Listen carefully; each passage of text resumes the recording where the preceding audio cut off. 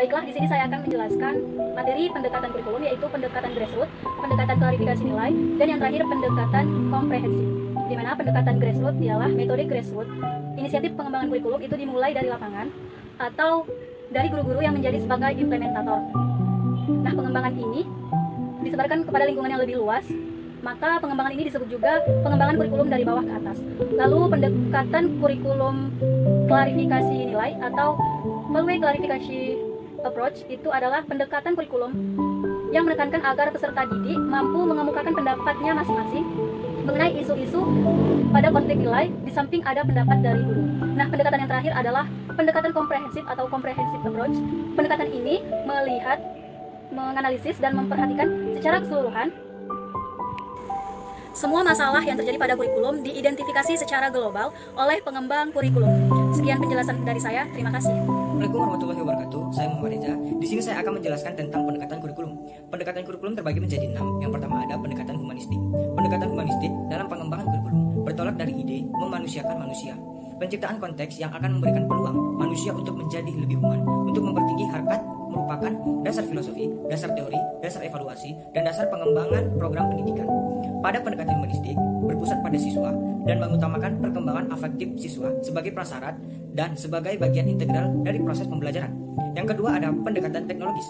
Perspektif teknologi sebagai kurikulum ditekankan pada efektivitas, program metode dan material untuk mencapai suatu manfaat dan keberhasilan. Teknologi mempengaruhi kurikulum dalam dua cara, yaitu aplikasi dan teori. Aplikasi teknologi merupakan suatu rencana penggunaan beragam alat dan media atau tahap basis instruksi. Sebagai teori, teknologi digunakan dalam pengembangan dan evaluasi material kurikulum dan instruksional. Yang ketiga, ada pendekatan rekonstruksionalisme. Kurikulum rekonstruksi sosial sangat memperhatikan hubungan kurikulum dengan sosial masyarakat dan politik perkembangan ekonomi. Pengajaran kurikulum rekonstruksi sosial banyak dilaksanakan di daerah-daerah yang tergolong belum maju dan tingkat ekonominya juga belum tinggi. Pelaksanaan pengajaran ini diarahkan untuk meningkatkan kondisi kehidupan mereka sesuai dengan potensi yang ada dalam masyarakat. Sekolah mempelajari potensi-potensi tersebut. Dengan bantuan biaya dari pemerintah, sekolah berusaha mengembangkan potensi tersebut. Kurikulum rekonstruksi sosial bertujuan untuk menghadapkan peserta didik pada berbagai permasalahan manusia dan kemanusiaan. Para pendukung kurikulum ini yakin bahwa permasalahan yang muncul tidak harus diperhatikan oleh pengetahuan sosial saja, tetapi oleh setiap disiplin ilmu. Baiklah, saya akan melanjutkan materi yang berikutnya. B. Macam-macam kurikulum. Pakar pendidikan telah merumuskan jenis-jenis model atau macam-macam kurikulum.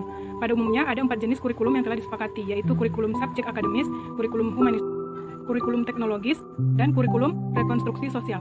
Menurut Sayodi, 4 klasifikasi ini ditetapkan berdasarkan 4 teori pendidikan, di mana satu kurikulum disusun menurut satu teori, yaitu pendidikan klasik, pendidikan pribadi, interaksional, dan teknologi pendidikan. A. Kurikulum subjek akademis. Kurikulum ini memiliki tujuan untuk memberikan pengetahuan yang sebanyak-banyaknya kepada peserta didik, sehingga lebih mengutamakan isi atau materi pengajaran dalam pendidikan. Materi tersebut diambil dari warisan budaya, ilmu pengetahuan yang terjadi dan berkembang pada masa lalu, yakni aliran klasik. Menurut Sayodi, Sukma Dinata, ada 3 pendekatan untuk mengembangkan kurikulum subjek akademis. Yang pertama, melaksanakan pendekatan struktur pengetahuan yang mengajak peserta didik belajar memperoleh dan menguji fakta-fakta, tidak hanya mengingat. Melakukan studi integratif untuk melihat respon terhadap perkembangan masyarakat yang menuntut model pengetahuan yang lebih komprehensif dan terpadu. Yang ketiga, pendekatan terhadap sekolah yang fundamentalis, yaitu menekankan 3 materi pelajaran, membaca, menulis, dan memecahkan masalah yang matematis. Yang kedua, kurikulum humanistik. Kurikulum ini dikembangkan oleh ahli pendidikan humanistik yang diambil dari konsep aliran pendidikan pribadi. Tugas kurikulum humanistik mengangkat dan memuliakan manusia sebagai pribadi yang bebas dan merdeka, sehingga mampu mengembangkan potensi yang dimilikinya. Guru hanya menjaga agar perkembangan peserta didik tidak mengarah kepada hal yang negatif. Yang ketiga, ada kurikulum rekonstruksi sosial. Kurikulum ini diambil dari aliran pendidikan interaksional yang mendidik siswa memusatkan perhatian pada permasalahan yang dihadapinya dalam masyarakat. Model kurikulum ini difokuskan untuk mengembangkan pribadi peserta didik sebagai anggota masyarakat. Yang keempat, kurikulum teknologis. Teknologi berkembang secara pesat memasuki abad ke-20 Masehi. Ada 2 cara di mana teknologi alat yang dipergunakan dalam pendidikan seperti film slide, motion film, video kaset, dan lain sebagainya. Sedangkan teknologi sistem ditekankan pada program pengajaran yang menggunakan pendekatan sistem. Ada 2 cara di mana teknologi mempengaruhi kurikulum, yaitu teknologi alat dan teknologi Sedangkan teknologi sistem ditekankan pada program pengajaran yang menggunakan pendekatan sistem, di mana sistem pengajaran didukung oleh media dan alat atau memadukan antara alat dan media pengajaran. Assalamualaikum warahmatullahi wabarakatuh. Baiklah, saya Rini Wulandari akan menyampaikan tentang komponen-komponen kurikulum. Apa itu komponen kurikulum? Anatomi dapat diartikan sebagai struktur atau komponen yang selalu menjadi kajian dalam kurikulum. Anatomi kurikulum itu paling tidak ada 4 komponen, yaitu tujuan, materi, metode, dan evaluasi.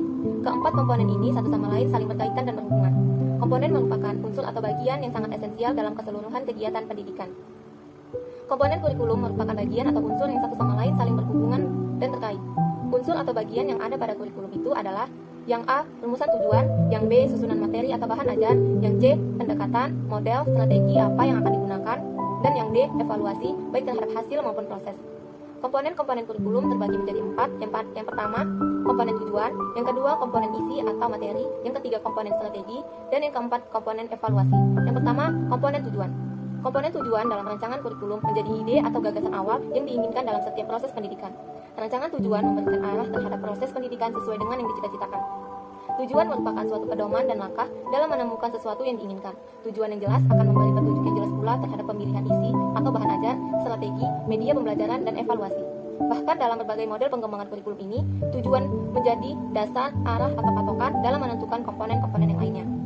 Yang kedua, komponen isi atau materi. Setelah rumusan tujuan direncanakan dan didokumenkan, maka komponen yang kedua yang harus dirumuskan adalah isi atau materi sebagai bahan ajar.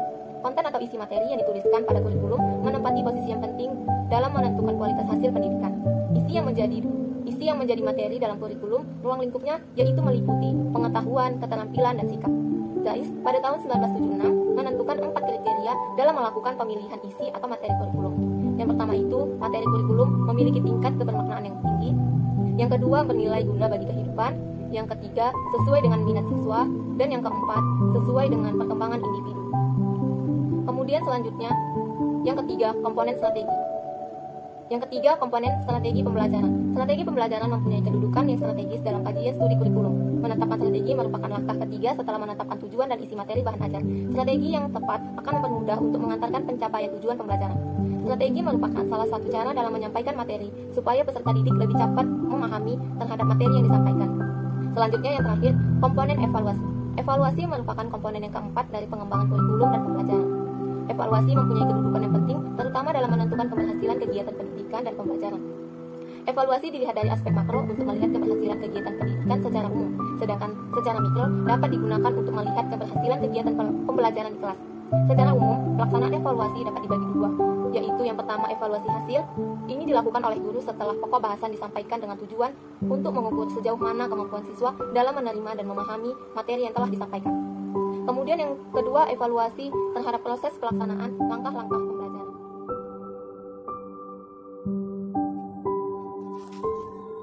Assalamualaikum warahmatullahi wabarakatuh. Saya Linawati akan menjelaskan tentang desain kurikulum.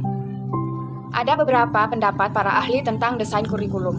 Yang pertama itu menurut Homar Hamalik. Pengertian desain ini adalah suatu petunjuk yang memberi dasar, arah, tujuan, dan teknik yang ditempuh dalam memulai dan melaksanakan suatu kegiatan. Yang kedua, menurut Nana S.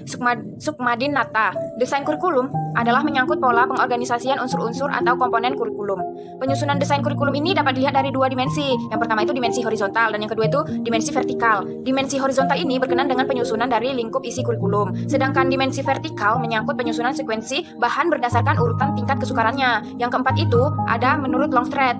Menurut Longstreth, desain kurikulum ini merupakan desain kurikulum yang berpusat pada pengetahuan, yang dimana dirancang berdasarkan struktur disiplin ilmu. Oleh karena itu, model desain ini dinamakan juga model kurikulum subjek akademis, yang penanganannya diarahkan untuk mengembangkan intelektual siswa.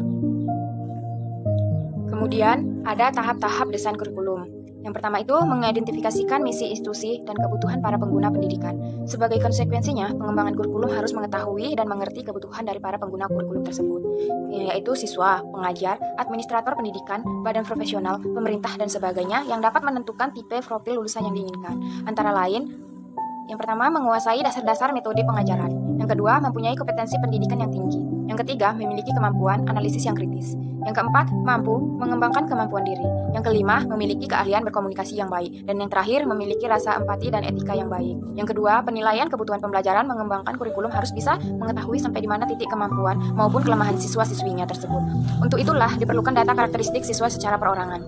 Karakteristik siswa yang perlu diketahui mencakup kompetensi awal pembelajar, kemampuan untuk memenuhi standar yang telah ditentukan oleh institusi, tujuan dan prioritas individu, latar belakang, profesional dan alasan pembelajaran memasuki institusi, sikap mengenai disiplin, dan asumsi awal pembelajar mengenai program studi. Yang ketiga, menetapkan tujuan kurikulum. Tujuan pembelajaran juga dapat digunakan untuk menentukan desain dan pemilihan prosedur dan instrumen penilaian. Karena tujuan yang jelas dan tersusun dengan baik sangat penting untuk menentukan fokus dari kurikulum yang akan dibuat. Pembuat kurikulum harus dilatih dengan baik untuk membuat tujuan instruksional. Yang keempat, pemilihan strategi pendidikan. Pemilihan strategi pendidikan harus didasarkan pada 3 prinsip utama. Yang pertama, metode pendidikan harus sejalan dengan tujuan pendidikan. Yang kedua, penggunaan beragam metode pendidikan lebih baik daripada hanya satu metode saja. Yang terakhir, pengembangan kurikulum harus memastikan bahwa kurikulum tersebut sesuai dengan materi pelajaran dan kompetensi pengajar. Kemudian yang kelima ada implementasi kurikulum yang baru. Tujuan utamanya bukan untuk mendesain kurikulum yang paling ideal dan yang paling baik, akan tetapi bagaimana keberhasilan penerapannya dalam praktek pendidikan. Kondisi dan syarat keberhasilan penerapan kurikulum meliputi keikutsertaan administrator pendidikan dalam proses implementasi kurikulum dan alokasi sumber daya yang cukup. Yang keenam, ada evaluasi dan umpan balik untuk memperbaiki kurikulum. Meskipun evaluasi merupakan langkah akhir dari pelaksanaan kurikulum, akan tetapi bukan berarti ini merupakan tindakan akhir. Data hasil evaluasi yang telah dikumpulkan harus digunakan sebagai cerita untuk menyesuaikan kurikulum tersebut dengan tujuan program studi atau misi dari institusi. Kurikulum harus dievaluasi dan diperbaiki dan dilakukan inovasi yang bervariatif karena kurikulum bukanlah suatu sistem yang statis. Umpan balik dari pengajar dan siswa perlu dipertimbangkan secara terus-menerus untuk meningkatkan hasil belajar siswa. Kesimpulannya, kurikulum merupakan suatu rencana akademik yang merupakan rancangan pelaksanaan di mana tujuan dan hasil kurikulum dijabarkan secara jelas. Proses untuk pencapaian tujuan tersebut teridentifikasi dengan baik. Kurikulum merupakan alat untuk menilai keberhasilan pendidikan. Ulasan sistematik dan perbaikan tersebut di dalamnya.